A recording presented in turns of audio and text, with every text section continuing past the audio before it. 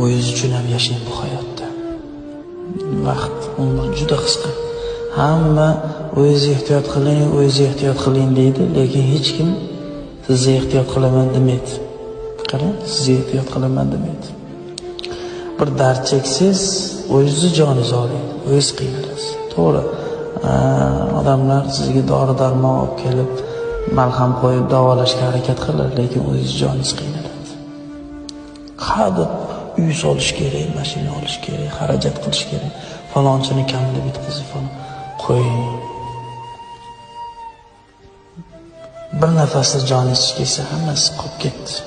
To'g'ri, oila, bola-chaqa, ota-ona, boshqa el millat xalqqa yaxshilik qilib xizmat qilish kerak. Sog' bo'lsangiz xizmat qilasizmi? Sog' bo'lsangiz ko'ngil olasizmi? Sog'liq uchun inson o'ziga e'tibor qilish kerak. Hammaga jon kuydirib, hammaga unday qilishim kerak, bunday qilishim kerak. O'zingiz. Sizga ham Alloh umr bergan-ku.